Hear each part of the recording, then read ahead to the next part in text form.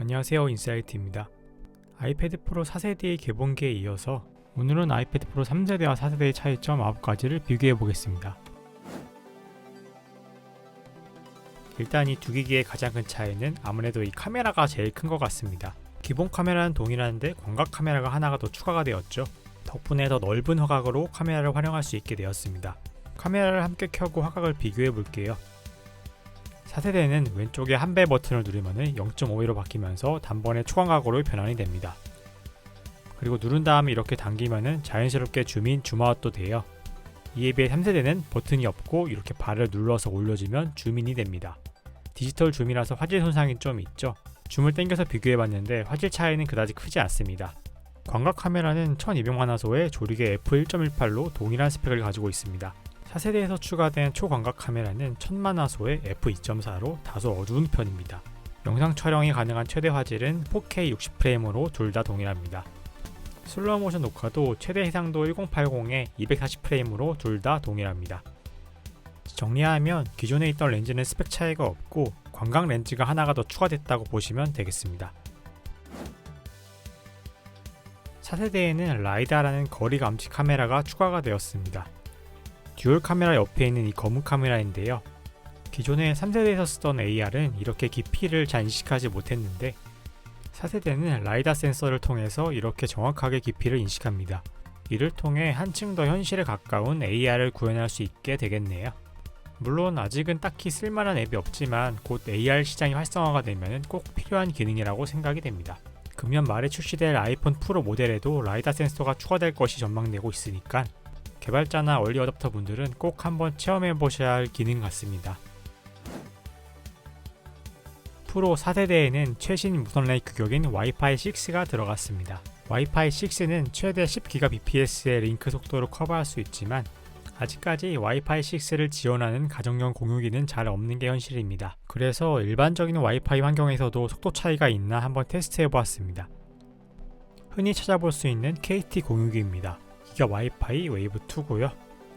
바로 앞에서 속도 테스트를 했을 때 어떻게 차이가 나올까요?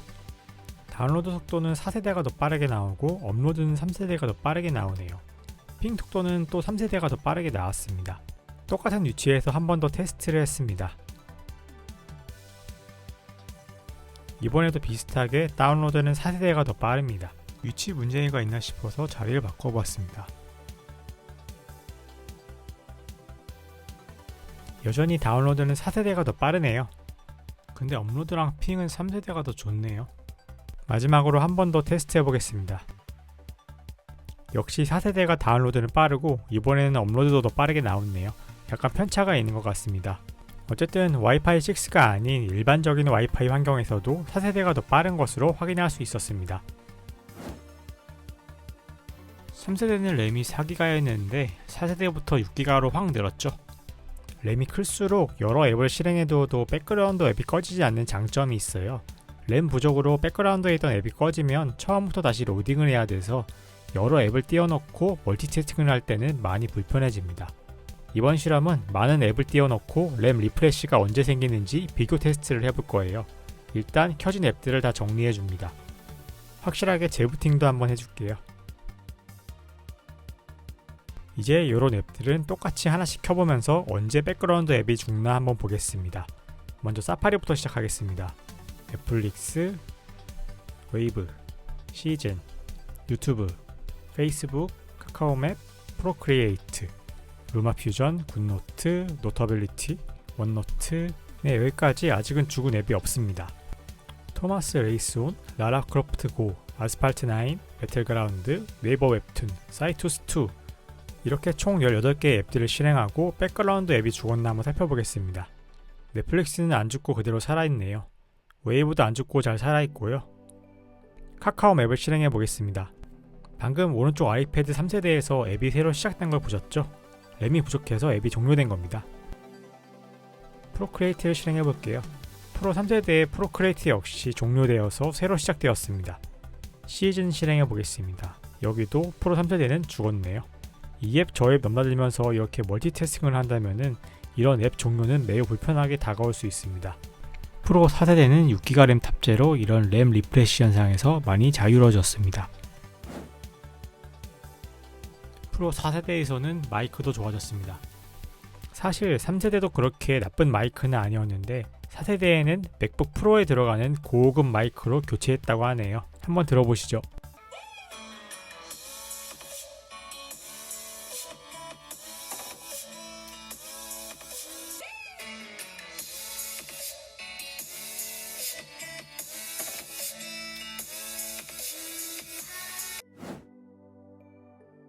프로 3세대는 A12Z, 프로 4세대는 A12X를 탑재했습니다. 아이폰 11의 A13 라인이 아니라서 AP가 그렇게 업그레이드되지 않은 것이라는 불평이 좀 있는데요. 성능 차기 확인을 위해서 긱벤치를 먼저 돌려보았습니다. 싱글코어 점수는 아예 똑같고 멀티코어는 정말 미세하게 차이나네요. 이번엔 안투투 테스트입니다. 71만 대 66만으로 아이패드 프로 4세대의 우위입니다. 세부 점수를 한번 볼까요? CPU의 차이는 그렇게 크지는 않아요. 그래픽을 담당하는 GPU에서 차이가 조금 있고 메모리는 당연히 6기가랑 4기가의 차이가 있습니다.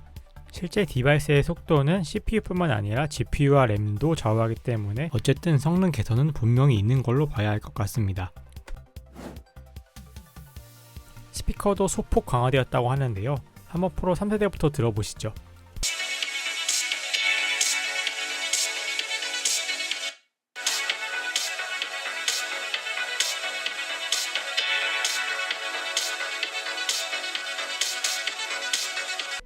원래 프로가 스피커 4개라서 음질이 좋긴 한데 그래도 음질 향상에 대한 욕심을 버리지 않는 애플 덕분에 조금 더 나아진 음질을 체감할 수 있었습니다. 그리고 케이스의 호환 여부도 차이가 있겠는데요. 일단 사이즈는 동일하지만 카메라 범프 때문에 케이스 호환이 안됩니다.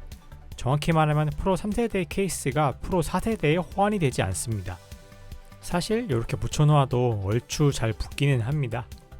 이렇게 두고 보면 얼핏 보면 잘 모를 것 같기도 하네요. 하지만 옆에서 이렇게 보면은 범프 부분이 붕 떠있는 걸 볼 수가 있죠.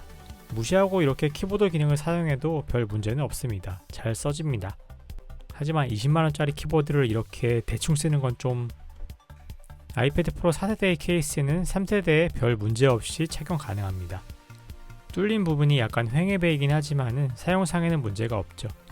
같은 원리로 이번에 새로 나올 스마트 키보드는 4세대용으로 나오긴 하지만은 3세대에도 사용이 가능하다고 합니다. 어쨌든 프로 3세대에서 4세대로 바꾸실 분들은 케이스도 바꾸셔야 한다는 점을 감안하셔야 될 것 같습니다.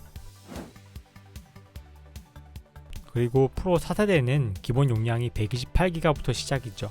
64기가였던 3세대의 2배 되는 수치로 용량 걱정 없이 편하게 사용 가능할 것 같습니다.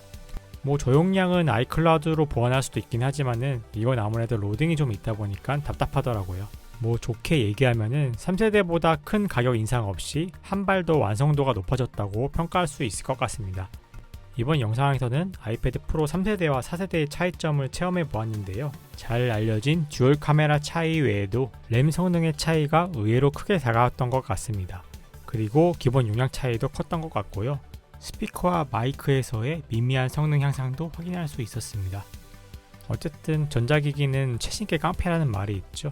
분명 3세대보다 좋은 기기인 건 확실하니까 현존 최고의 아이패드를 원하시는 분들은 선택을 하시는데 주저할 필요가 없겠습니다. 그럼 여기까지 인사이트였습니다. 오늘도 시청해주신 여러분들 감사드립니다. 구독과 좋아요를 주시면 저에게 큰 도움이 됩니다. 저는 다음에 더 좋은 영상으로 찾아뵙겠습니다. 감사합니다.